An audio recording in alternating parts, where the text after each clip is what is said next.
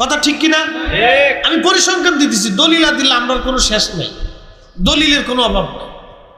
ও দলিল দিতে দিতে কবর দেওয়ার মতো দলিল আমার কাছে আছে, একবারে দলিল দিয়ে কবর দিয়ে ফেলাবো এরকম দলিলও আছে।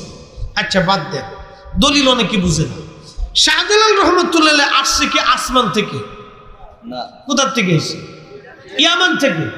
ইয়ামান থেকে উনি আসছেন সৌদি আরব দিয়ে, মক্কা মদিনা হইয়া, এরপরে ইরাক দিয়ে, আফগানিস্তান, ইরান দিয়ে, পাকিস্তান দিয়ে, এরপরে উনি আসছেন ভারতে, দিল্লিতে নিজামুদ্দিন রহমতুল্লাহের সাথে দেখা সাক্ষাৎ করিয়া।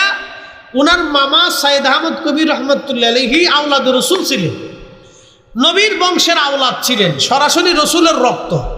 উনি এক মুষ্টি মাটি দিয়ে বললেন, শাহজালাল, এই মাটির সাথে দুনিয়ার যেই মাটির মিল হবে ওইখানেই তুমি আল্লাহর দ্বীন প্রতিষ্ঠিত করবা।